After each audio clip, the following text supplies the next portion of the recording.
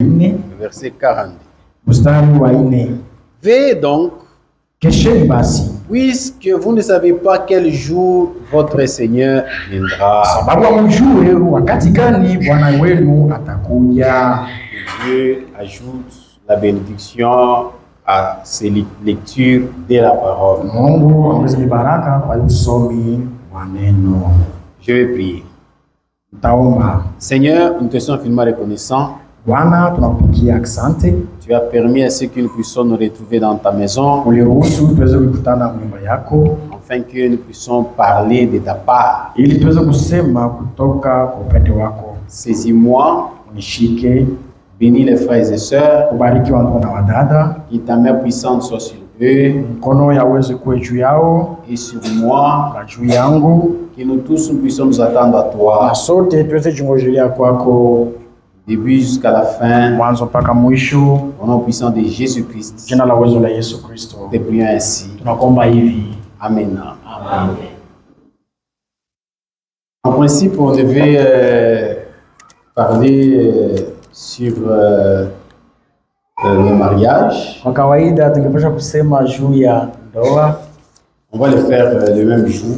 Tutafanyaka ile siku moja moja ya Nous harusi. allons consacrer le mariage de notre frère, notre sœur.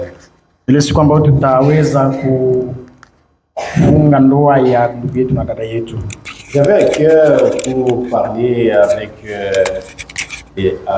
avec les diacres et les ministres et les pasteurs sur les différents points, des points qui sont très profonds de la doctrine. Nilikuwa na ile bushito kuro ya kusumbulia na wazee na wahubiri wote kuhusu mambo yenye kuhusu mafundisho msingi, Et on a commencé la fois passée na un sujet. tulianza siku iliyopita tungo fulani fulani. Alors j'ai vu que c'est vraiment très capital aussi que l'Église aussi puisse en savoir, Niliona kwamba ni ya maana na nyewe pia muweze kuvijua. ainsi que j'ai changé un peu. Ndio maana nilibadilisha kidogo Là, je vais commencer à les exposer ici. hivi. Hapa nitaanza kusemea Que yako nous tous nous puissions avoir quelques points de connaissance ili sur la parole. sote tukuwe na ile fasi fulani fulani ya ujuzi juu ya neno, Puisque nous sommes à la fin, sababu tuko kumwisho. le diable aussi travaille, Shetani naye iko natumika l'épouse aussi est en train de se préparer. na bibi harusi pia naye iko najitayarisha. Nous venons de lire sur deux endroits. Tunatoka kusoma ku nafasi mbili. Sur deux endroits que nous venons de lire, ça parle sur les venues de notre Seigneur. Hii fasi mbili zetu tunatokea kusoma zinasema juu kuhusu maujio ya Bwana.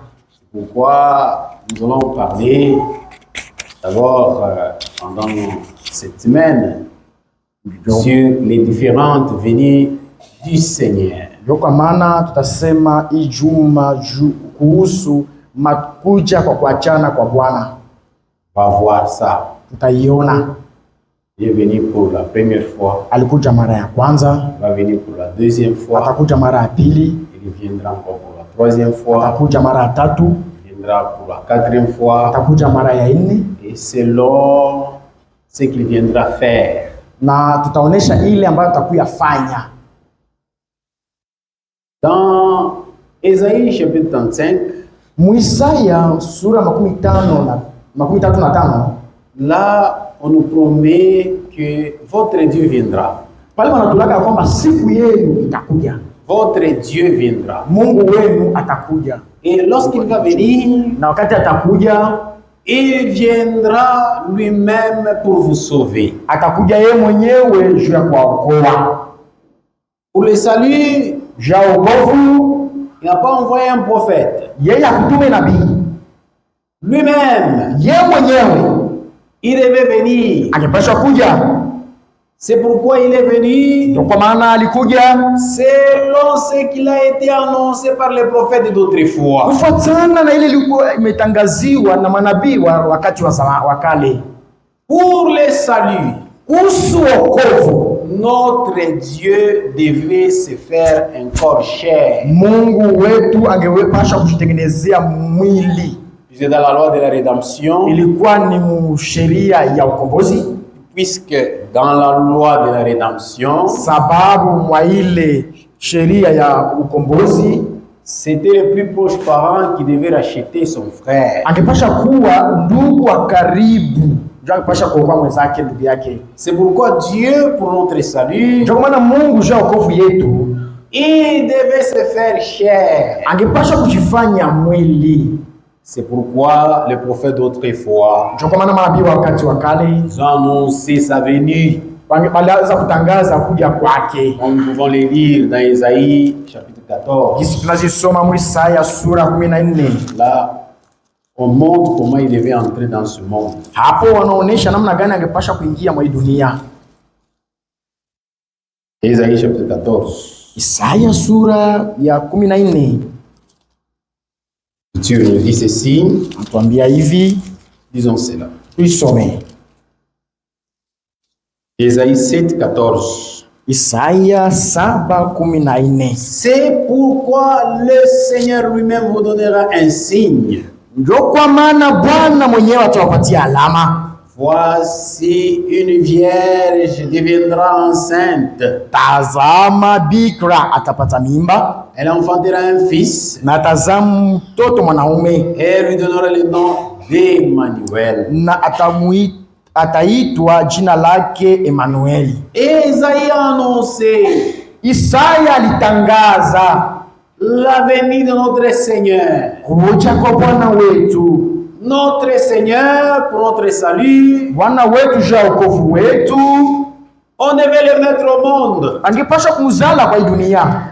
Et c'est pourquoi on a dit une vierge concevra. Na ndio maana walisema eti bikira atapata mimba devant les hommes de ce monde. Mbele ya watu wa dunia. C'était quelque chose de difficile. Ilikuwa ni kitu cha nguvu. Comment une vierge peut concevoir? Namna gani bikira anaweza pata mimba? Ce qui est difficile yenye kuwa nguvu kwa watu est facile à notre Dieu. Ni ya mwepesi kwa Mungu wetu. Alléluia. Amen. Voyez, unaona? Et dans Isaïe 9:5 na Isaya 9 sura 5 on montre les qualités de cet enfant. Banatuonesha kazi ya ule mtoto. Car un enfant nous est né. Kwa maana mtoto mwanaume mtoto amezaliwa. Un fils nous est donné. Tumepewa mtoto mwanaume. On devait le mettre au monde. Angepashwa kumuzaa kudunia. Alléluia. Amen. Pour la loi de la rédemption, juu ya ye sheria ya ukombozi, le Dieu créateur, Mungu muumbaji, il devait se faire un corps chair. Angepasha jifanyishia mwili ya mtu. C'est pourquoi il devait naître. Ndio kwa maana angepasha kuzaliwa kwa hii dunia. Et une vierge a conçu. Na alibeba mimba. Alléluia. Amen. Selon ce qu'il a été annoncé. Fatana na ile ambayo ilikuwa imetangaziwa. Le temps est venu. Na wakati ilipofika, c'est l'ange du Seigneur. Ni malaika wa Bwana. Qui est venu vers Marie. Juma alikuja kwa Maria. Dans Luc. Luka chapitre 1 le verset 26. Sura ya kwanza mstari wa 26. Disons cela. Tunaisoma. Luc chapitre 1 verset 26. Luka sura ya kwanza mstari wa 26. Nous lisons. Au 6e mois, l'ange Gabriel fut envoyé par Dieu dans une ville de Galilée.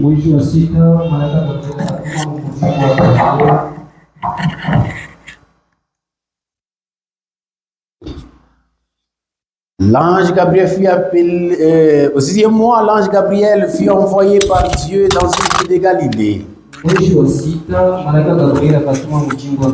Appelé Nazareth, auprès d'une vierge fiancée à un homme. Donc ça s'est accompli selon ce qu'il a été annoncé par le prophète Isaïe. Une vierge devait concevoir. Amen. Amen. Il était fiancé à un homme nommé Joseph. Alikuwa ashachumbiwa kwa mwanaume mwenye kuitwa Yusufu. Le nom de la Vierge était Marie. Na jina ya ule bikira ilikuwa ni Maria. L'ange entra chez elle. Malaika akaingia kwake. Et il dit, akasema, je te salue. Na kuamkia, toi à qui une grâce a été faite. Wewe ambaye neema imepewa. Le Seigneur est avec toi. Bwana iko pamoja nawe. Alléluia. Amen. Quand l'ange est allé à Marie, wakati malaika alienda kwa Maria, l'ange ne l'a pas salué comme les dénominations le disent. Malaika kumsalimia vile gisi wa mazebu wanabisemaka. Marie pleine de grâce. Oh Maria, mwingi wa rehema, mwenye kujana neema. Non. Hapana. L'unique personne qui a plein de grâce, mtu mmoja tu mwenye kujana neema, c'est notre Dieu. Ni Mungu wetu. Nous les hommes, si watu, nous avons reçu chacun tulipata kila moja une grâce selon sa mesure. Neema kufuatana na sehemu yake. Alléluia. Amen. C'est pourquoi ceux qui disent Marie pleine de grâce, wenye kusema Maria mwenye kujana neema, ils sont dans la fausseté. Biko mu ya bongo. Et vous n'allez pas, il faut jamais répéter cela. Na musirudirie tena vile vya vile. C'est en train d'altérer la parole de Dieu. Sababu ile iko na nangamisha neno la Mungu. La parole de Dieu. Inabomoa neno la Mungu. La parole. Na neno. L'ange a dit. Na wakati malaika alisema, toi à qui une grâce a été faite. Wewe ambaye neema imepewa. Alléluia. Amen. Troublé par cette parole, Marie se demandait ce que pouvait signifier une telle salutation. L'ange lui dit, ne crains point Marie, car tu as trouvé grâce devant Dieu. Voici, tu deviendras enceinte et tu enfanteras un fils et tu lui donneras le nom de Jésus. Il sera grand. Il sera appelé le fils du Dieu très haut. Le Seigneur Dieu lui donnera le trône de David son père. Et il régnera sur la maison de Jacob éternellement. Et son règne n'aura point de fin. Marie dit à l'ange, comment se fera-t-il puisque je ne connais pas d'homme? L'ange lui répondit, le Saint-Esprit viendra sur toi et la puissance du Très-Haut te couvrira de son ombre. C'est pourquoi le Saint-Enfant qui naîtra de toi sera appelé le Fils du Dieu. Alléluia. Amen. Et verset 38, Marie dit, je suis la servante du Seigneur, qu'il me soit fait selon ta parole. Alléluia. Amen. Marie a cru à la parole que l'ange lui a dit. Et quand Marie a accepté à la parole venant de Dieu par un amen, le Saint-Esprit l'a couvert de son ombre. Et directement Marie a conçu cet enfant.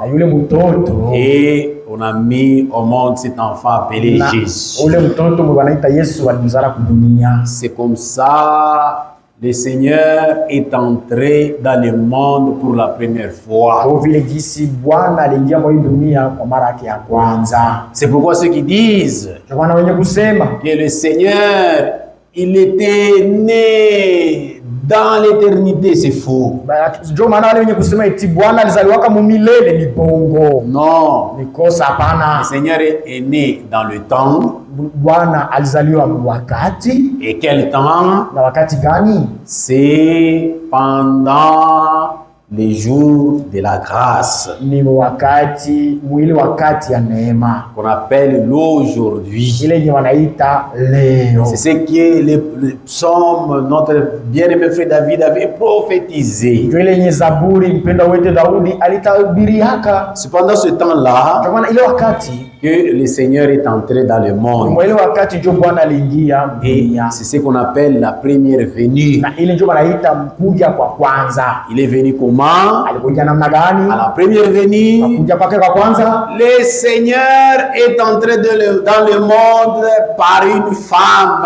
Bwana aliingia mdunia kupitia mwanamke. On l'a mis au monde.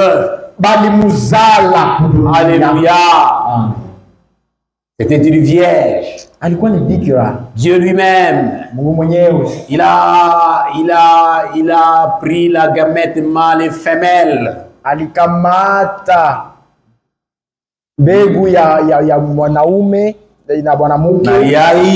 Lui-même a fécondé ça, Mwenyewe a akavipatia, mis dans le ventre de Marie, akaviweka mtumbu ya Maria, et cet enfant-là était né. na ule mtoto alizaliwa. C'est pourquoi Jésus Ndio kwa maana Yesu n'avait rien de Marie. alikuwa hana hata kidogo cha Maria. C'est-à-dire Dieu a créé l'ovule Kwa Mungu yeye aliumba mbegu et la semence de l'homme.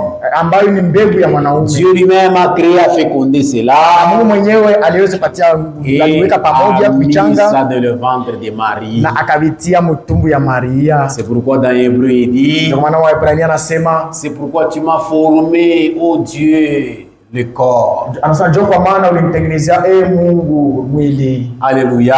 Amen. Et il était entré dans ce monde. Aliingia mwa dunia. Sa première venue, Kuja kwa kwanza, il est venu pour sauver le monde. alikuja juu ya kuokoa dunia. Alléluia.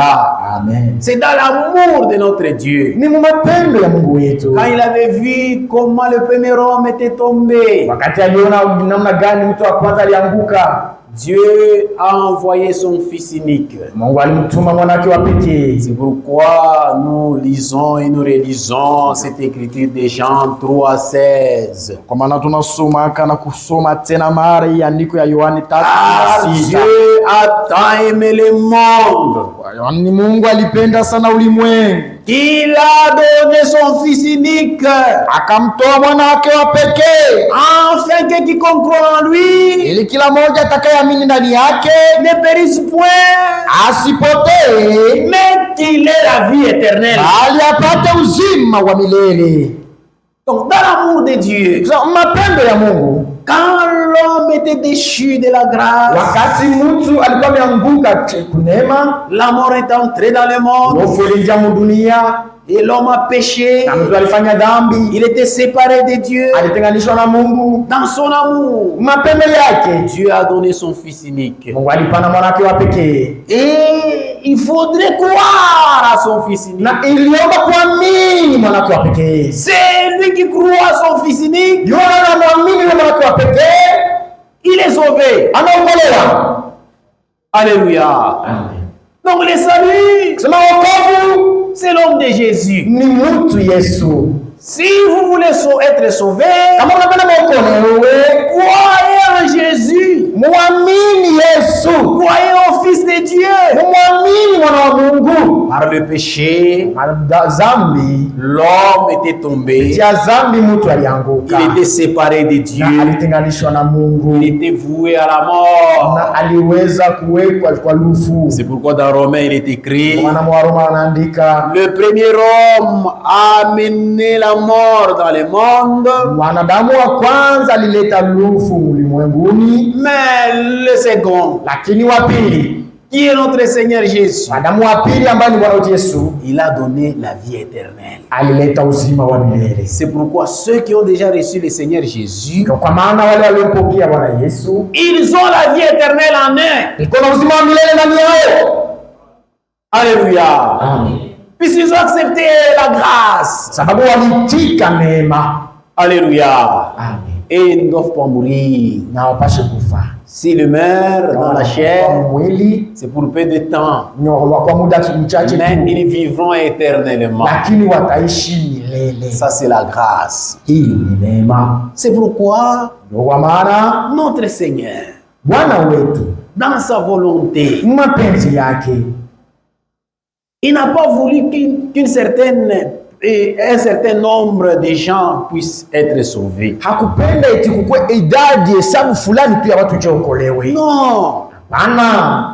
Lui, quand il a donné ces dons-là, Ye wakati alipanda ile zawadi, il voulait que tout homme sur la terre puisse être sauvé. alikuwa anapenda kila mtu kudunia aweze kuokolewa. Alléluia. Amen. C'est pourquoi c'est ça la volonté parfaite de Dieu. Ndio kwa maana ile ndio mapenzi kamilifu ya Mungu. C'est pourquoi nous lisons Maana tunasomaka la volonté de Dieu kwa mapenzi ya Mungu. et que tout homme soit sauvé. Mapenzi ya Mungu ni kila mtu aokolewe. Mais l'homme lui-même par le libre arbitre. Na lakini mtu kwa kuchagua kwa mwenyewe kwa kuchagua kwake. Notre Dieu n'est pas dictateur. Mungu wetu anakazisha mambo. Non. Hapana. Lui, Yeye notre Dieu, Mungu wetu en créant l'homme, alipomuumba mtu, il lui a donné le libre arbitre. alimpatia kipenda roho. Si vous acceptez sa grâce, Kama unaitika neema yake, il vous sauve. anakuokoa. Si vous ne voulez pas accepter, Na kama upendi kuitika, vous demeurez dans le péché. unadumu dhambi. Mais la volonté voulait que tout homme soit sauvé. Lakini mapenzi ya Mungu alikuwa anapenda kila mtu aokolewe. Comme tout homme ne sera pas sauvé, Na vile kisi mtu wote hataokolewa. c'est pourquoi il y a d'autres qui écoutent la parole de Dieu. Maana kwa wale wanasikia neno la Mungu, Ils font les sourds d'oreilles. wanaziba masikio yao. Alléluia.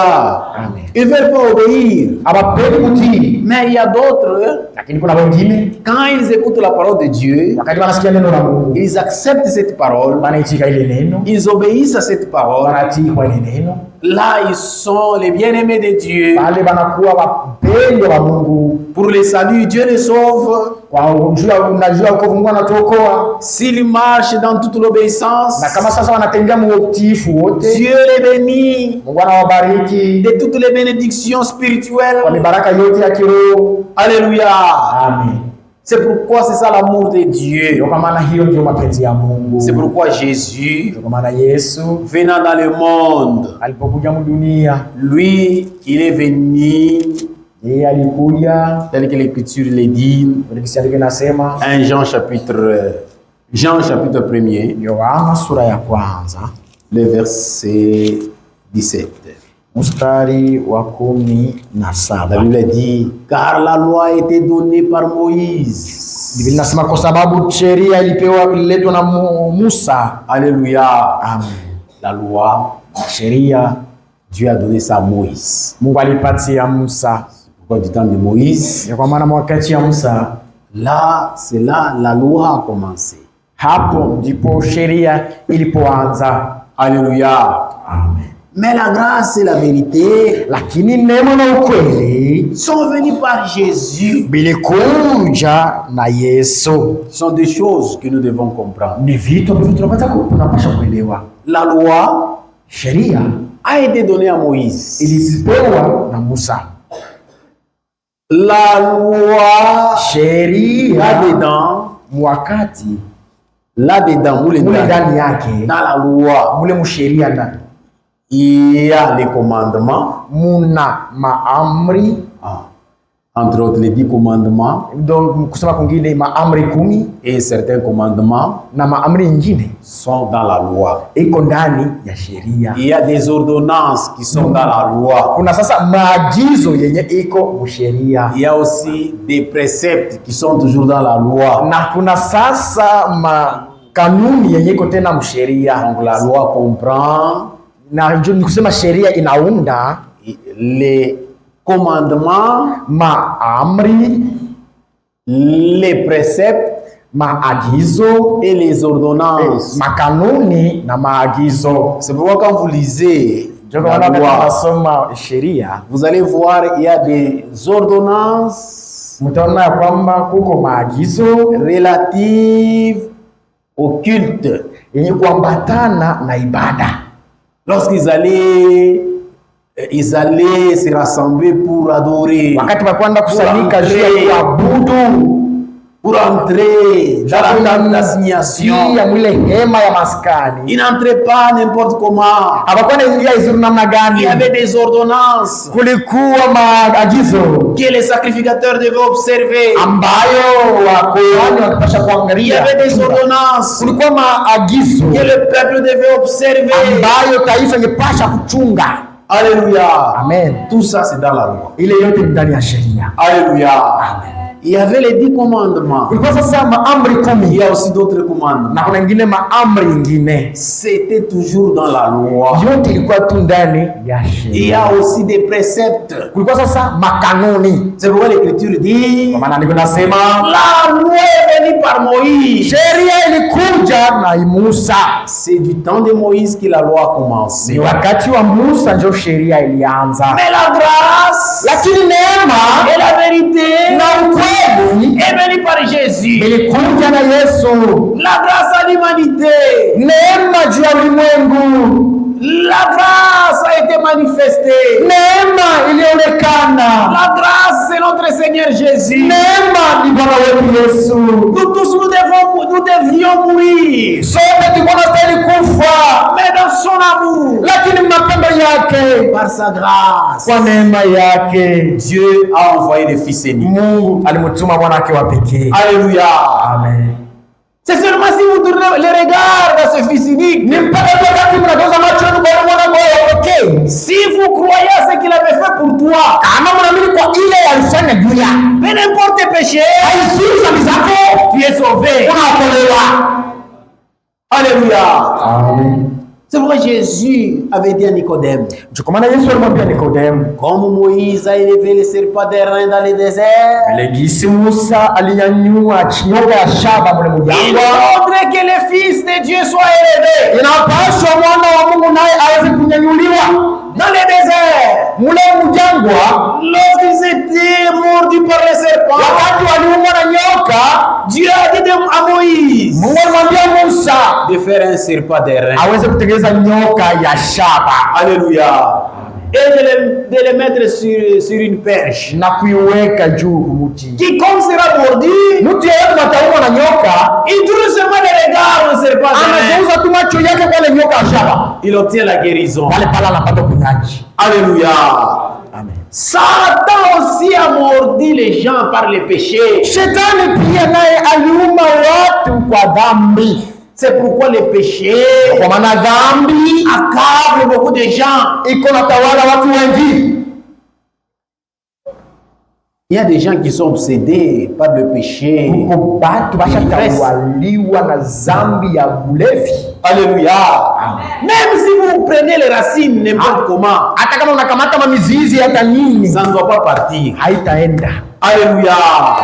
Et ici à Toumoué, moi j'ai toujours dit, j'avais vu Na hapa kutume mimi nishaona une maman aussi, mama moya, et son fils, il était vraiment ivrogne. mwana wake alikuwa kani mlevi. On lui avait dit, si vous prenez telle racine, Walimwambia kama unabeba vous lui mzizi donnez, fulani l'ivresse unampatia, va partir. ile ulevi itaenda, itaondoka. On lui avait donné ces racines-là, Walimpatiaka ile mzizi et l'homme était mort. na ule mtu alikufaka. Alléluia. Amen. L'unique moyen Namna moja tu que vous soyez délivré au péché, ili uweze kufunguliwa kwa dhambi, tournez votre regard au calvaire, geuza macho yako Kalvari, vous obtiendrez la grâce. utapata neema. C'est pourquoi il y a le temps de la grâce. Jo, kwa maana kwa wakati wa neema. Alléluia. Amen. Le temps de la grâce a commencé avec l'entrée de notre Seigneur Jésus dans le monde. Wakati wa neema ulianza na kuingia kwa Bwana wetu. Alléluia. Amen. Ce temps-là, Ile wakati on appelle ça l'aujourd'hui. leo. Alléluia. C'est pourquoi l'Écriture dit Maana niko nasema aujourd'hui. leo. Si vous écoutez sa parole, Kama mnasikia neno lake, n'endurcissez pas votre cœur. musifanye moyo wenu kuwa mgumu. Alléluia. Chaque fois que nous venons à l'église, kila mara tunakuja kwa kanisa, comme nous sommes au temps de la grâce, jinsi tuko wakati wa neema, Dieu nous montre sa voie Mungu anatuonesha njia yake à travers sa parole. kupitia neno lake. C'est le temps d'aujourd'hui. Ni wakati wa leo. N'endurcis pas ton cœur, mon frère. Hata kama roho yako ndugu yangu, Même si tu as n'importe quel péché, hata kama ushafanya dhambi nzuri ya namna gani, nous sommes au temps de la grâce. kwa wakati wa neema. La délivrance est là. Ufunguzi kwako. Le salut a été accompli au bois du Calvaire. Wokovu ulitimilika kumti wa Kalvari. Tournez votre regard seulement au Calvaire. Wewe tu macho yako kwa Kalvari, Vous obtiendrez le salut. utapata wokovu. Alléluia. Vous voyez, Naona, mais le monde entier, lakini dunia yote tout le monde ne sera pas sauvé. batu bote bataokolewa. Alléluia. Amen. Il y a seulement ceux qui ont été prédestinés au salut Ni mpaka tu wale washatayarishwa juu ya wokovu, qui seront sauvés. wale ndio wataokolewa. Alléluia. Amen. Comment? Namna gani? Puisque notre Dieu, Sababu Mungu wetu il est un Dieu infini. ni Mungu asiyekuwa na mwisho. Alléluia. Amen. Il connaît la fin dès le commencement. Anajua mwisho kabla mwanzo yake. Alléluia. Amen. Par sa préséance, Kwa kutangulia kujua kwake, quand il avait vu l'homme, wakati alimuona mtu, comment l'homme tomberait namna gani mtu ankangukaka de l'éternité. mwili kwanzia milele Dans sa pensée, mawazo yake. quand il était dans l'éternité, Wakati alikuwa mule milele, il a prévu l'agneau pour ôter le péché dans le monde. alitayarisha mwanakondoo ya kuondoa dhambi mu dunia. Alléluia. Amen. C'est de l'éternité. Sasa mule milele Il avait vu alionaka les gens qui croiraient à cet agneau-là. batu wenye wataminiaka kule mwanakondoo ule. Alléluia. Amen. C'est pourquoi l'Écriture dit, Kwa maana ndivyo nasema, ce qu'il avait vu, bali wenye alionaka il les a aussi appelés. aliwaita tibia. Alléluia. Amen. Vous voyez, Naona c'est pourquoi tous ceux qui sont prédestinés au salut, ndio kwa maana watu waliotayarishwa kwa wokovu ils croiront à ce que le Seigneur avait fait au Calvaire. wataamini kwa ile ambayo Bwana alitimiza pale Kalvari. Alléluia. Amen. C'est pourquoi vous voyez, Ndio kwa maana mnaona vous pouvez être mari et femme. nazikuwa mume na mke. Alléluia. Il y a un qui croit correctement, Anaamini mzuri. il y a l'autre qui ne croit pas. Kuna kwa mwingine sasa hata amini. C'est pourquoi Ndio kwa maana n'imitez pas votre mari. wewe usifuatilie mume wako, Tu ne connais pas son sort. aujue tokeo yake Vous savez itakuwa. que t'as quoi Dieu. N'imitez pas votre femme. Usimfuatilie bibi yako, Tu ne connais pas son sort. aujue mwisho yake. Quand nous sommes dans l'église, Wakati tuko n'imitez pas mkanisa, votre voisin. usifuatilie jirani Tu ne sais yako, pas son sort. aujue mtokeo mwisho yake. Toi, et tes regards fixés à Golgotha. Wewe angalia macho yako kwa Golgotha. Et ton regard fixé à celui qui t'a appelé. Wewe kama macho yako kwa yule aliyekuita, Notre Seigneur Jésus. Bwana wetu Yesu. Alléluia. Amen. C'est pourquoi par la foi. Ndio kwa maana kwa imani. Alléluia. Amen. Si vous êtes ici, Kama uko hapa, croyez, vous croyez mnaamini, que Dieu m'a choisi. ya kwamba Mungu Mais si alinichagua. Dieu ne t'a pas choisi, Kama Mungu tu ne akuchagua, devais pas être ici. haungekuwa hapa. Sois sûr de toi-même. Wewe Bwana ndiye hakikisho na Et wewe moi, mmoja. je suis le racheté. Kama mimi niko mkombolewa. Alléluia. Amen. Ne doute pas de ton salut. Wewe usishakie wokovu yako. Ne regarde pas tes faiblesses. Ne regarde pas tes faiblesses. Usiangalie madhaifu yako. C'est lui qui t'a appelé. Ile aliyekuita, Si tu le regardes, kama si tu unamwangalia, as confiance en lui, kama unaweka tumaini yako ndani yake, avant l'enlèvement, kama mwambie même tes faiblesses partiront. hata ile madhaifu yako itaondolewa. Amen. Aie la foi. Mungu ana imani. La faiblesse que tu as là, Ile madhaifu yako nayo. si tu as la foi, Kama una imani, le Seigneur, Bwana il a manifesté son amour. alionyesha upendo Il wake. est mort au calvaire. Alikufa pale Kalvari. Son sang a été versé. Damu yake ilimimiwa. Quand tu as cru, Na kati uliamini, lui-même, yeye dans son œuvre de rédemption, kazi yake ya ukombozi, son sang a purifié de tes péchés. damu yake iliosha dhambi zako. Alléluia. Amen. C'est pourquoi ce que tu étais, Kama kile uliwaka, tu n'es plus ce que tu étais. hauna kile uliwaka tena. Alléluia. Amen. Aie la foi. Mungu ana imani. kile chotakuwa kesho, tu le deviendras. utakikuwa. Alléluia. Amen. Des fois, n'ayez pas peur. Usiogope, Et usiogope. confiance à celui qui vous a appelé. Tumaini yule aliyekuita. Alléluia. Amen. Il est venu avec la grâce. Alikuja na neema. Il est venu aussi avec la vérité. Alikuja pia na ukweli. Alléluia. Amen. La vérité, c'est sa parole. Ukweli ni neno lake. Alléluia. Amen. C'est pourquoi, Ndio maana dans sa prière sacerdotale, ile maombi yake ya kikuhani, Jean chapitre 17, Yohane sura 17, le verset 17, mstari wa 17, il dit lui-même ceci. anasema yeye mwenyewe hivi. Jean 17, Yohane le 17 verset 17. mstari wa 17, Il dit, Père, anasema Baba, sanctifie-le par ta parole. uwatakase kwa neno lako, Car ta parole kwani neno lako est la vérité. ni ukweli. Il est venu avec la grâce Alikuja pamoja na neema et la vérité. na ukweli. La vérité Ukweli nous sanctifie. iko na tutakasa. Alléluia.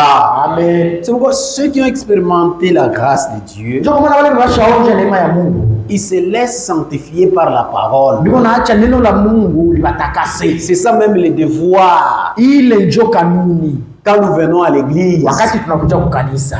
Alléluia. Amen. Alléluia. Amen. Les gens qui ne se laissent pas sanctifier, Wale watu wenye hawajiachaki kutakasika ce sont des gens irrégénérés. ni watu benye habaya ya geuza mamioyo. Les gens qui n'ont pas encore expérimenté la nouvelle naissance, Watu benye habaya onja kuzaliwa upya. eux ne se laisseront jamais sanctifier par la parole de la Wao vérité. kamwe hawatajiachaka kutakasika na neno la ukweli. Mais dans l'amour de Dieu, Lakini mapendo ya Mungu, tout celui qui reçoit le Seigneur Jésus comme son sauveur personnel, yule yote mwenye kumpokea Bwana Yesu kama mwokozi wake binafsi, le Seigneur lui-même Bwana ye mwenyewe les fait naître dans ce royaume. anamzalisha mfalme. Alléluia. Amen. C'est pourquoi, Ndio kwa maana dans Jean chapitre 1er, Yohane sura ya kwanza le verset 11, mstari wa il dit ceci. 11 anatuambia hivi.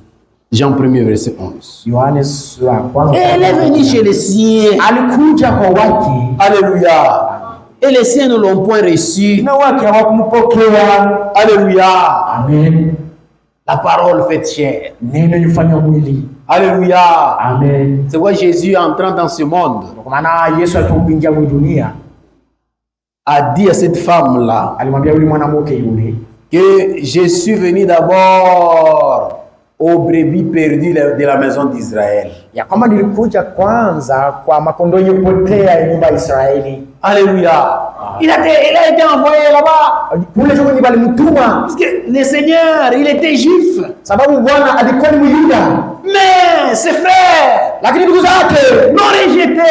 walimkataa. Ses frères Ndugu zake l'ont crucifié au calvaire. walimsulubisha kwa Kalvari, Quand ses frères l'ont rejeté, na wakati ndugu zake walimkataa l'ont crucifié au bord du calvaire, wakamtundika pale kumti wa Kalvari, il a tourné sur les nations, aligeuza macho yake sasa kwa mataifa, sur tout le peuple de ce monde, kwa mataifa yote ya ulimwengu, sur toute tribu de ce monde. kwa makabila yote ya ulimwengu hii. Alléluia. Amen. Pour se chercher un peuple qui portera son nom. Joashi tafutie ile taifa itabeba na jina lake. Alléluia. Amen. C'est pourquoi chez les Kandembo, Ndio maana kwa Kandembo il t'a choisi toi. alikuchagua wewe. Chez les Kassaïens, Kwa Makasai alikuchagua wewe. chez les Baluba, Kwa Baluba il t'a choisi toi. alikuchagua wewe. Chez les Français, Kwa Wafaransa alikuchagua wewe. quand il nous a choisis, Alipotuchagua sote, nous n'appartenons plus à nos tribus, kusema hatuna tena wa makabila yetu, nous n'appartenons plus à nos nations, hatuna tena wa mataifa yetu, nous devenons son peuple. tunaingia sasa kwa taifa yake. Alléluia. Amen. C'est pourquoi, Ndio kwa maana venant dans ce monde, alipokuja mu dunia, mumukuya humu dunia, Alléluia. En venant dans ce monde, Le Seigneur, Bwana il veut que nous puissions quitter nos tribus. anapenda tutoke makabila yetu. Alléluia. Amen. Que nous ne soyons pas des tribalistes. Sikuwe watu wa makabila. Alléluia. C'est pourquoi nous qui avons cru en notre Seigneur Jésus, Ndio maana sisi tuliomwamini Bwana les Yesu, histoires des tribus, ile mambo ya makabila il faut que ça sorte même dans nos pensées. kama tutoke hata mawazo. Nous devons nous aimer. Tunapasha Quand vous pendana. voyez un frère Wakati tunaona ndugu qui est déjà né de nouveau, mwenye alizaliwa mara ya pili, nous devenons nous tous de la même famille, sote tunakuwa kabila moja, wa la jamaa famille moja, de notre Dieu, jamaa ya Mungu la famille wetu, de Christ. jamaa ya Kristo. Nous portons son nom. Tunabeba jina On lake, appelle des chrétiens. kwa maana wanatuita wa Kristo. Je ne suis plus kassayen. Mimi sina tena Mkasai, Je ne suis plus Moulouba. mimi sina tena Muluba, Je ne suis plus Kandembo. sina tena Kandembo, Je suis un chrétien. niko Mkristo. Je ne suis plus le Moubemba. Sina tena Mbemba, Je suis un chrétien. niko Mkristo. Amen. Amen. C'est pourquoi il faut quand même avoir l'habitude. Quand on fait l'ordre dans l'église. wakati wanafanya sasa Si vous avez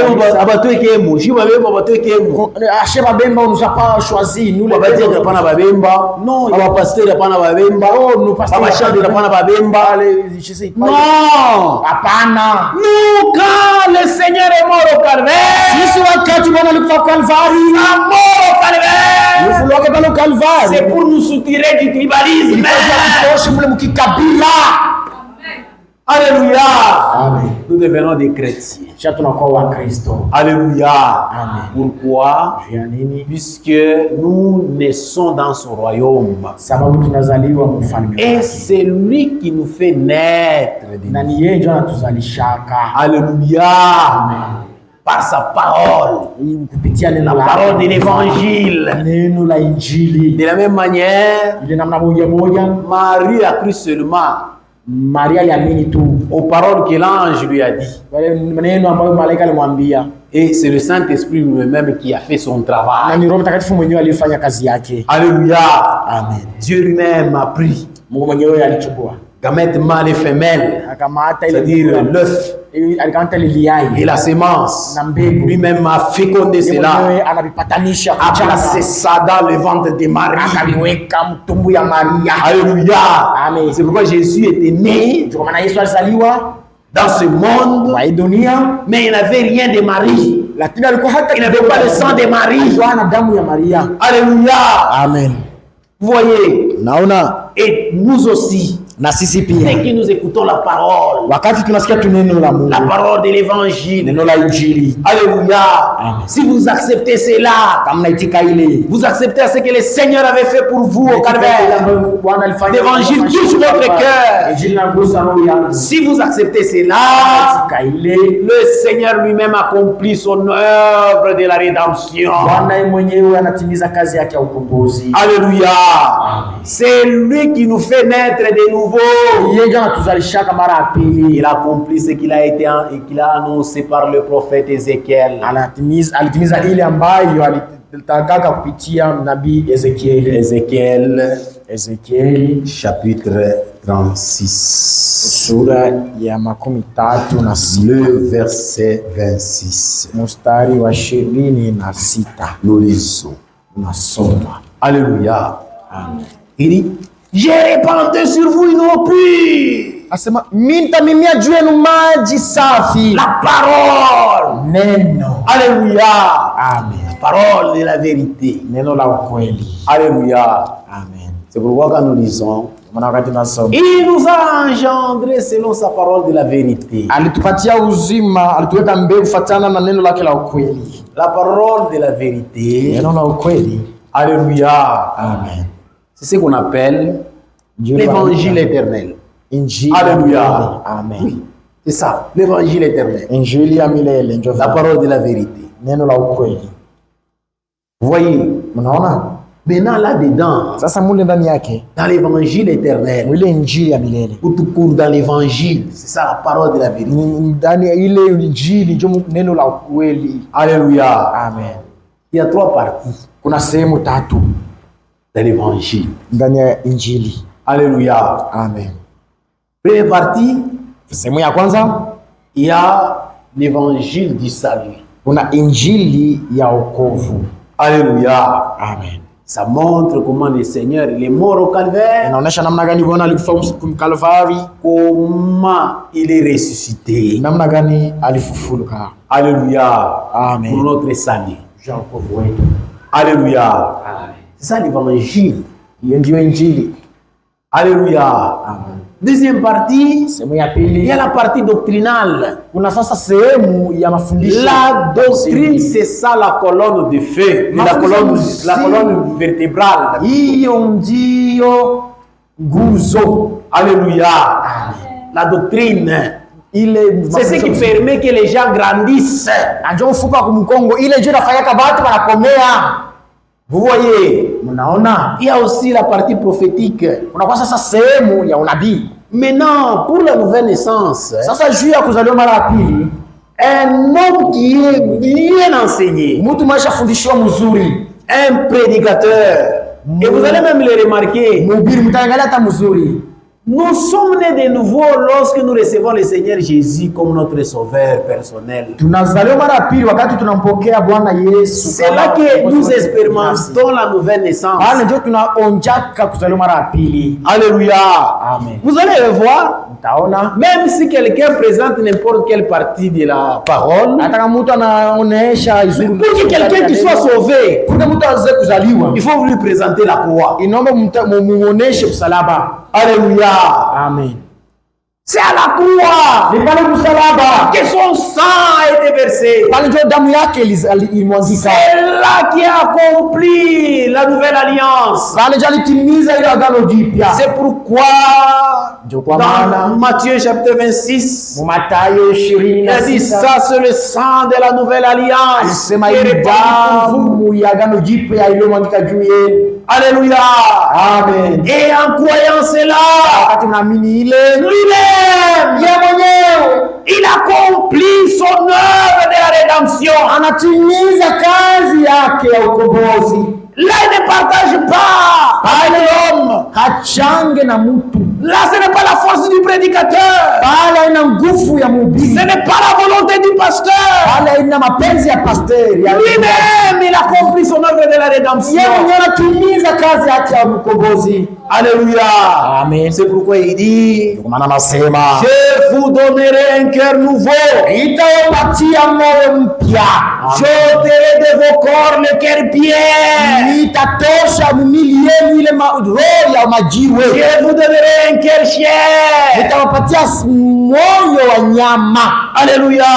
Amen. Et vous le recevez Wakati comme unapokuwa votre sauveur kama personnel. mwokozi wenu binafsi, Et cela s'accomplit souvent na ile inatumikana sana lorsque l'homme est touché par la parole évangélique. wakati mtu anagusiwa na injili, Il est vexé. Il anaumia, regrette sa vie. anahuzunika kwa maisha Commence à yake, répandre son âme devant le Seigneur. anaanza sasa kupaonesha nafsi yake mbele ya En Bwana, confessant ses péchés. akikiri dhambi zake. Dieu vient dans son cœur. C'est Dieu lui-même. Mungu akuja mroho yake. Il Mungu dit, mwenyewe. je Kusema alizijua maana alisema mimi l'autre le cœur pierre. nitatosha, anatosha ile moyo wa jiwe.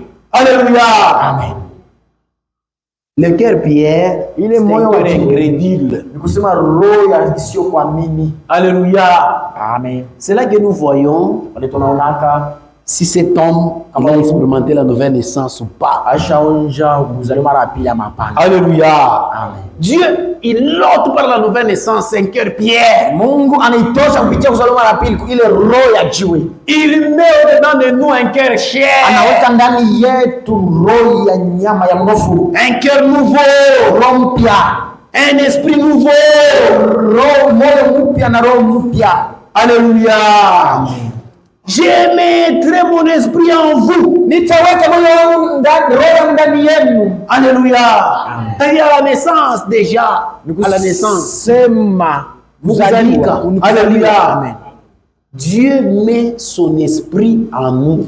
Mungu wakati tunazaliwa anaweka roho yake ndani yetu. C'est là que s'accomplit cette parole qui dit Pale kunatimilika neno nyingi, celui qui n'a pas mon esprit ne m'appartient pas. yule ambaye asina roho yangu hana wangu. Alléluia. Amen. Nous appartenons à notre Dieu, Tuko wa Mungu, à notre Seigneur, tuko wa Bwana wetu. à la naissance. Wakati tunazaliwa Nous recevons son esprit. pale ndio tunapokea roho yake. Alléluia. Amen. Vous voyez? Naona Et nous commençons à agir maintenant comme des dieux. kisha tunaanza sasa kutenda kama wa Mungu. C'est ça la différence.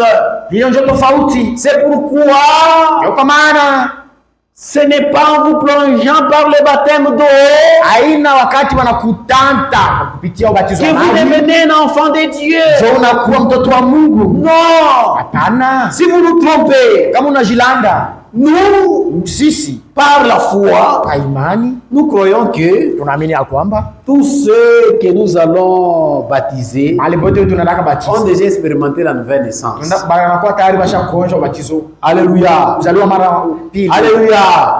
Puisque nous ne baptisons pas les pécheurs. Sababu sisi tubatizake tayari wenye dhambi. Nous baptisons les gens qui sont sauvés. Tunabatiza watu waishaokolewa. Alléluia. Amen. Lors de la prédication de la parole. Wakati ya ubatizo ya Si vous mahubiri ya êtes touché, wakati unaguswa, et quand vous êtes touché, wakati unaguswa vous vous repentez correctement. unatubu, Dieu accomplit son œuvre de la rédemption dans votre cœur. anatimiza kazi yake ya ukombozi mroho yako. Alléluia. Amen. Il ôte les cœurs pierre. Anatosha ile roho ya jiwe. Alléluia.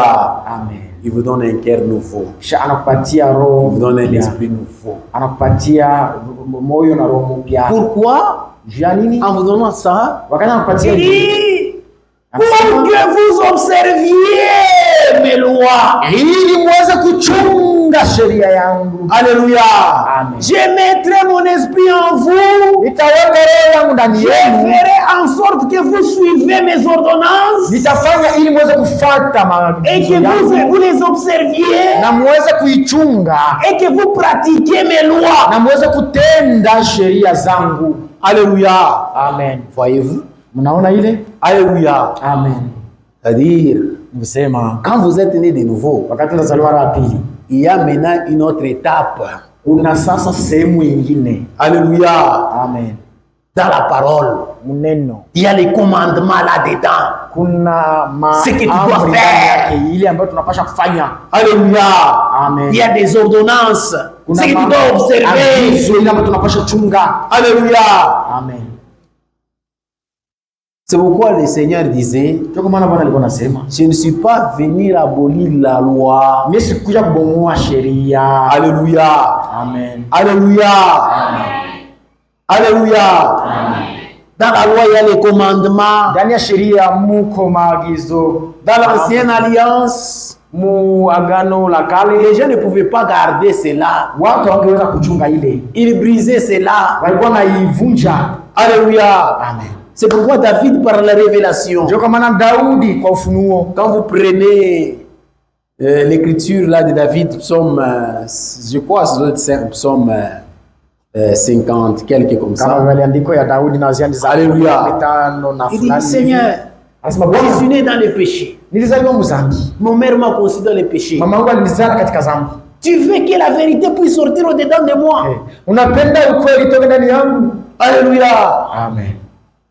Si tu veux que la vérité puisse sortir au-dedans de moi, Kama unapenda ukweli toke ndani yangu, c'est-à-dire que je puisse commencer à observer correctement tes lois et tes ordonnances. kuchunga mzuri sheria, Crée en moi un cœur nouveau, Umba ndani yangu un moyo esprit mpya. disposé. Na roho yenye kutayarishwa mzuri. Alléluia. Amen. C'est-à-dire un cœur irrégénéré Sasa roho ambayo hayakuwa upya, ne peut pas observer les commandements de Dieu. roho ambayo hayageuka haiwezi kuchunga maamri ya Mungu. C'est pourquoi tous ceux qui viennent ici, Ndio maana watu wanakuja hapa irrégénérés, ambao geuka, la parole est pénible pour eux. neno iko ya nguvu kuishi kwao. Alléluia. Amen. Abandonner les mèches, tu ne seras pas abandonné. Muache meshi, hataweza acha meshi. Alléluia. Amen. Tu es encore un païen. Sababu akingali mpagano. Alléluia. Amen. Portez correctement comme une fille de Dieu. Mfano mzuri kama wabinti wa Mungu hataweza. Et c'est pourquoi vous les attendez, ils disent, là dans votre église, il y a beaucoup de lois. Moi, je ne saurais pas. Oui, il ne saura pas. Il dit encore un pécheur. Pour que tu puisses les observer, il faudrait que tu passes par la croix. Il faudrait que tu puisses expérimenter la nouvelle naissance. C'est pourquoi c'est une expérience. Ce n'est pas une doctrine. Alléluia. C'est une expérience où tout homme doit expérimenter. Tout celui qui reçoit le Seigneur Jésus comme son Seigneur et son sauveur personnel, Dieu ne le laisse pas comme ça. Alléluia. Il le sauve. Alléluia. Amen. Il devait mourir, Dieu le sauve. Il lui donne sa vie éternelle. Alléluia. Amen. Pour qu'il observe maintenant ses commandements et ses ordonnances. Il pratique la justice. Il les fait naître de nouveau. Il lui donne un cœur nouveau. Il donne un esprit nouveau. Et la parole de Dieu devient de l'eau pour lui. Alléluia. Quand il est dans la parole, il se sent bien. Quand il agit dans la parole, il se sent bien. C'est pourquoi l'évidence de votre nouvelle naissance, quand vous péchez, vous n'allez pas dormir. Alléluia. Tu ne sauras même pas prier si tu es dans le péché. Tu auras une condamnation dans ton cœur. Parfois, une fois qu'il te dit, si tu ne ranges pas, tu vas mourir. Alléluia. C'est l'évidence que vous êtes déjà sauvés. Alléluia. Alléluia. C'est pourquoi que les diables ne vous trompent pas. Alléluia. Nous sommes différents des gens de ce monde. Oui, nous brochons. Alléluia. Mais nous ne sommes pas. Nous ne sommes pas comme les gens de ce monde. Alléluia. Quand vous péchez, vous avez une condamnation. Et vous êtes prompt à arranger. Ah, c'est là l'évidence que vous êtes déjà sauvés. Alléluia. Amen. Et vous commencez maintenant à suivre la parole. C'est pourquoi l'Écriture dit, le Seigneur est venu avec la grâce et la vérité. Alléluia. Amen. La grâce, il vous a sauvé. Vous avez obtenu sa grâce. La vérité, maintenant la parole. Alléluia. Amen. Pour que vous croissiez au salut. C'est pourquoi la Bible dit, désirant comme un nouveau-né le lait maternel,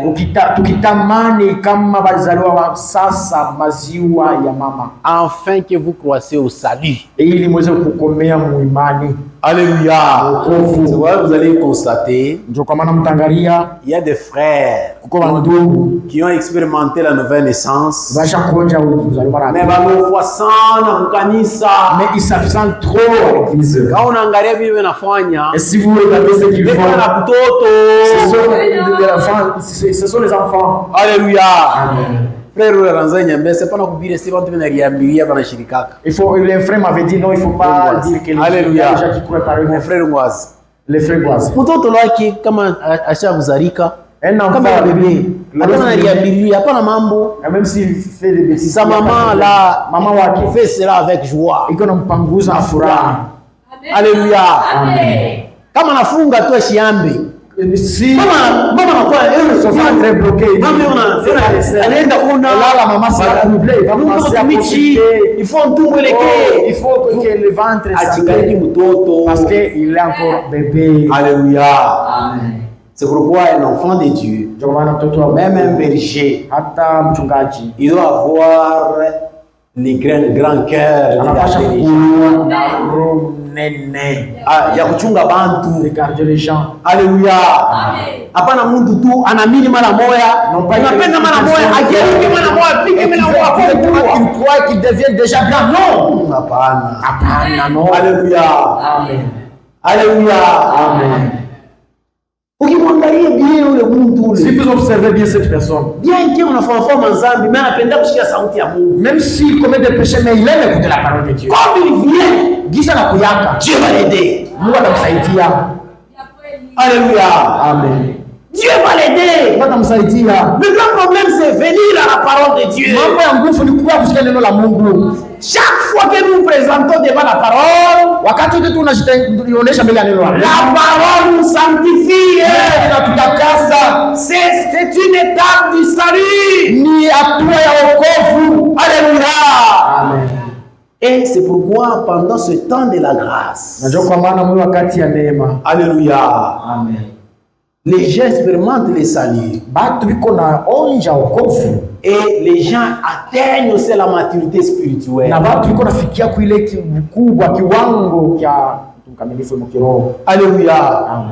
Comme notre Dieu. Gisi Mungu Vraiment, notre Dieu, il est très bon. kweli kweli, Mungu wetu ni mwema. Il est très bon. Ni mwema. Même à la deuxième étape du salut, Hata hatua ya pili ya wokovu, notre Dieu n'est pas dictateur. Mungu wetu anakurazisha.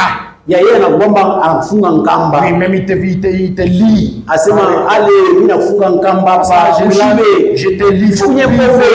faut pas boire. Non. Mampombe ipo bantu wanaoishi. Mais on déjà sauti ya Mungu. Il te présente aussi la parole de la vérité. Mampombe bantu wanaoishi. Le boisson, les gens vendent ça. Mais là, quand tu viens à la parole de Dieu, il te présente aussi la parole de la vérité. Mais là, toi-même, tel que tu es là-bas, toi-même. Tu dois prendre la parole et l'appliquer dans ton âme.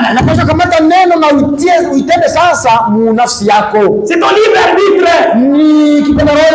C'est pourquoi votre choix, le prophète a toujours dit, que votre choix caractérisera votre destinée éternelle. Utaenda wapi kuishi milele, utakuyaga je? Dans l'éternité, comment tu vas vivre? Alléluia. Amen. C'est pourquoi le Seigneur, il est venu avec la grâce et la vérité. Maintenant, il vous dit, ceci, Matthieu, chapitre 5. Matthieu 5. Matthieu 5.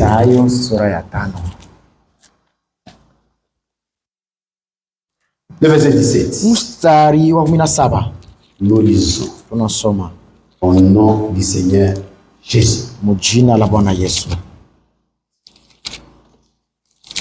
On commence au verset 18. Il dit, car je vous dis en vérité, tant que le ciel et la terre ne passeront point, et ne disparaîtra pas de la loi, un seul iota, un seul trait de lettre,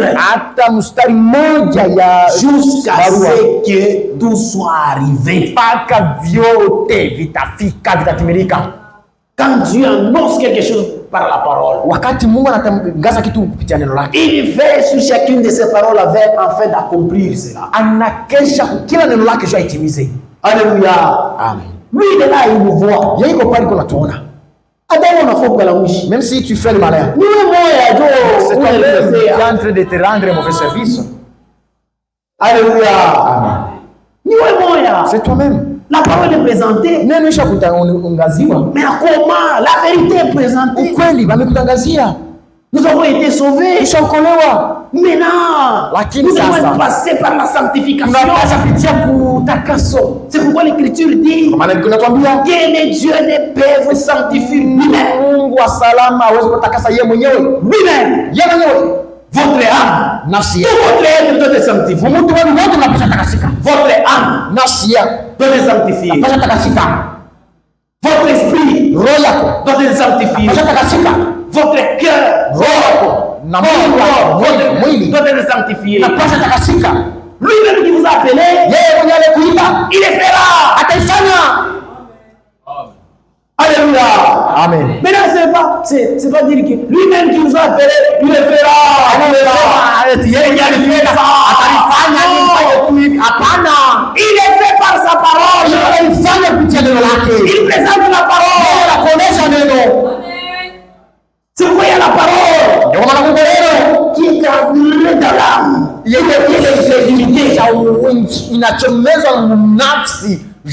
Dans l'âme, il n'y a qu'un seul sens. Soit la foi, soit l'incrédulité. Alléluia. Amen. Il nous présente la parole. À la parole, Dieu veut que nous puissions avoir la foi. Même si tu as un péché qui t'accable,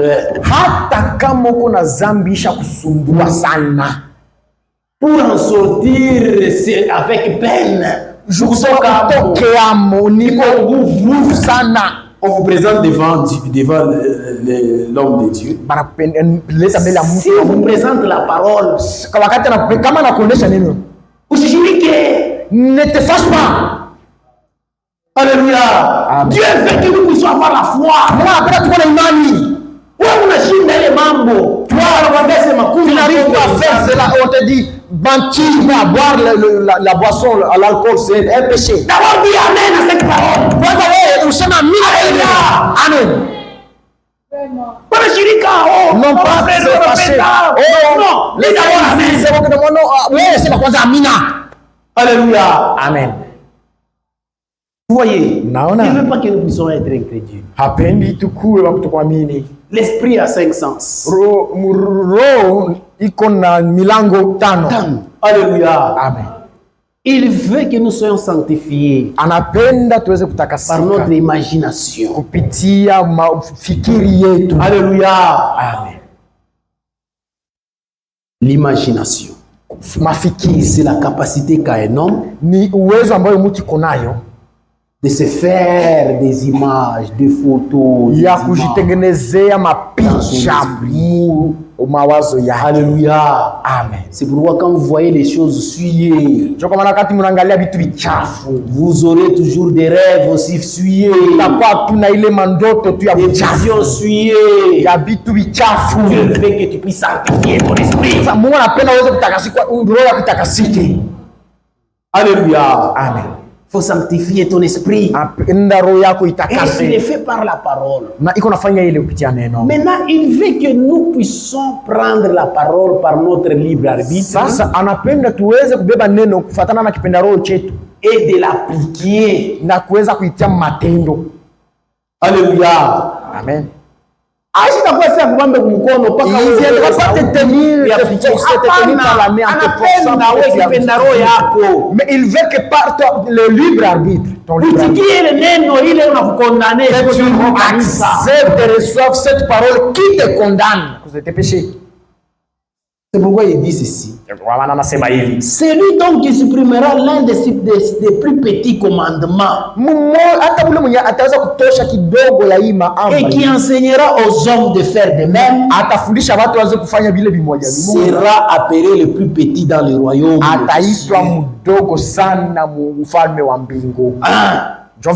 Alléluia. Frère, nous même si on dit toi, tu ne sais pas qu'il fait chaud, il y a la chaleur. Juste, je vais me mettre au salon avec les cinglés. Est-ce qu'il y a un peu de mais vous aussi, même si on dit c'est toi-même. C'est toi, tu supprimes un plus petit commandement. Il est tout. Tu ne seras pas rejeté pour cela. Le Seigneur est fait tout parce que non pas le Seigneur ne va pas te rejeter. Ça n'est fini pour toi. Toi-même tu supprimes. wewe moya tu unafuta. Hata wewe wanasema Mon frère, même si on dit pake bimanywele il faut seulement les cheveux, nini bebe hata mèche tu nyeke tu mèche para kwa mambo nyambi mèche, prendre seulement des mèches, appliquer des mèches, ça il y a un problème là-dessus. Faire ça, il y a un problème. Il y a pas de problème, c'est toi seul. C'est un petit commandement. Ni ka amri kalongo toi-même discipline. Iwe mwoko na zimisha. C'est toi-même qui supprime. Le Seigneur ne dit pas ici. Le Seigneur viendra pour que vous. Vous avez déjà cru. Mais ne supprimez pas les plus petits commandements. Alléluia. C'est là qu'il y a la notion des appelés et des élus. Alléluia. Amen. Nous sommes tous dans l'église. Alléluia. C'est lui donc qui supprime l'un des plus petits commandements et qui enseignera aux hommes à faire de même. Frère ne fait pas ça. C'est histoires de frère Kazadi chaque jour. C'est toujours comme ça qu'il le dit. Il prêche comme ça. Si là, ce qu'on a tout bien d'enseigner les autres pour qu'ils fassent la même chose. Il n'y a aucun problème. Nous présentons la parole dans son état parfait, dans sa perfection. Oui. C'est à toi. Tu es le libre arbitre. Tu es sauvé. D'obéir à toute la vérité ou d'obéir à une portion de la parole.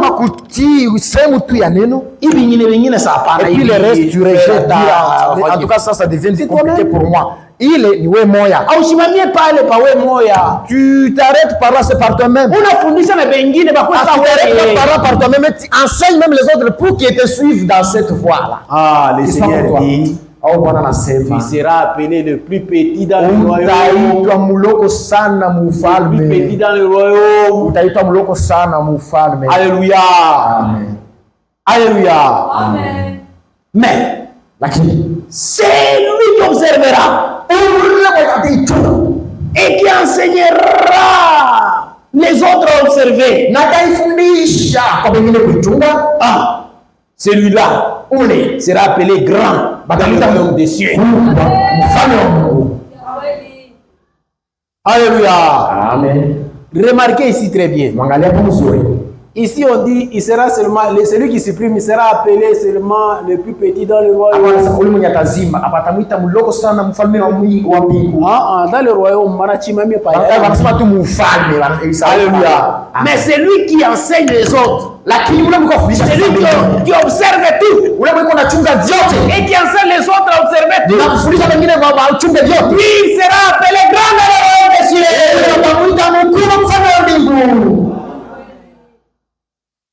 C'est pourquoi pendant ce temps ici, le temps de la grâce, le frère va nous mettre très bien quelque chose, je lui ai donné. Alléluia. Ce temps ici est réparti dans les 7 âges des églises. Nous les nations. Alléluia. C'est pourquoi vous allez observer, même dans la parole de Dieu, il y a 2 catégories de gens. Alléluia. Ou 2 catégories de croyants. Alléluia. Amen. Il y a les élus et les appelés. Les élus. Pendant ce temps de la grâce, le Seigneur est venu avec la grâce et la vérité. Les élus mettent en pratique toute la parole de la vérité. C'est facile pour eux. La parole n'est pas pénible pour eux. Ils mettent en pratique aisément toute la parole. Alléluia. Amen. Les appelés sont sauvés. Ils suppriment depuis tout petit commandement. Ils sont en train de supprimer les amri, ils sont en train de supprimer ici au milieu de nous. À chaque fois, tous ces anglais, vous les voyez, porter est en train de se promener. Il est dans le tabernacle. Il n'y a aucun problème. Alléluia. Amen. C'est quoi dans chaque âge? Ceux qui observent toute la parole de Dieu. Alléluia. Amen. Il y a une promesse en observant la parole, toute la parole de Dieu. Dieu vous scelle de son esprit. C'est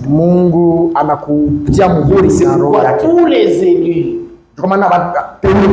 alléluia, amen, ils expérimentent les seulement du Saint-Esprit. Alléluia. Tous les élus,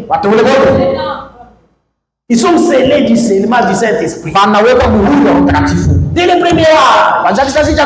Parce que dans chaque âge, il y a un message que Dieu a envoyé à cet âge-là. Alléluia. Alléluia. Amen. Amen. Les élus croient au message de leur âge. Et ils observent ce message, ils le mettent en pratique. C'est ça les élus. Les appelés aussi sont appelés au salut. Mais ils ne mettent pas toute la parole de Dieu en pratique. C'est pourquoi il manque le serment du Saint-Esprit. Alléluia. Amen. Pour terminer, aujourd'hui, regardez. Les premiers croyants, ils ont pris. Alléluia. Alléluia. Ils ne faisaient pas 10 ans, 5 ans dans la parole de Dieu afin d'expérimenter le serment du Saint-Esprit.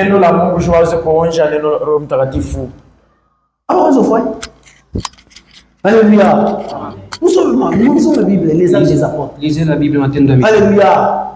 Lorsqu'ils mettaient la parole en pratique, directement le Seigneur les scellait du Saint-Esprit. Maintenant, mais ça aujourd'hui, tu as déjà fait combien d'années dans l'église ici? Quand les hommes tes amis témoignent qu'ils ont reçu le Saint-Esprit, et toi tu les observes, et tu te demandes, quand il est entré, tu n'as pas encore fait cette expérience, il est en jour. Mais où est l'aise? Tu es à l'aise. Alléluia. Il faut pleurer. Examine-toi. Alléluia. Tu n'es pas ici par hasard. Non. Alléluia. Notre Dieu dans son amour, il nous avait fait sortir dans les dénominations pour nous montrer la parole de la vérité. Alléluia. Le message de l'heure. Mes frères, soyons obéissants de ce message. C'est ce message qui nous donnera la foi de l'enlèvement. Parmi nous, ceux qui vont rater l'enlèvement, c'est seulement ceux qui suppriment les petits commandements de ce que le Seigneur recommande. Et par conséquent, ils vont manquer les Saint-Esprit. Alléluia. Que Dieu vous bénisse pour aujourd'hui. C'est ce que le Seigneur est venu faire dans sa première venue. Il est venu sauver. Il est venu annoncer sa vérité. Alléluia. si vous êtes sauvé, kama mnaokolewa, sa volonté mapenzi et yake que tout homme soit sauvé mtu wote et aokolewe que vous parvenez à comprendre, à connaître la vérité, na mufike mkujua ukweli, que vous soyez dans la vérité. mwe katika ukweli. C'est pourquoi il disait, Ndio maana anaanza kusema si vous demeurez en moi kama mnadumu ndani yangu et que mes paroles demeurent en hata vous, maneno langu linadumu ndani yenu, je demanderai au Père qui nous sur la terre nataomba Baba tume l'esprit de la vérité puisse venir demeurer en vous. roho ukweli ukuje uketi ndani yenu. Alléluia. Frère, obéissons ce message. Wandugu, tutii hii ujumbe, Observons tout ce que le Seigneur nous a dit. tutumikie yote Bwana C'est ce atuambia. message qui nous donnera la foi de l'enlèvement. Ni hii ujumbe ndio atatupatia imani juu ya kunyakuliwa. Que Dieu vous bénisse. Mungu amibariki. Nous pouvons nous mettre debout. Tunaweza kusimama. Oui.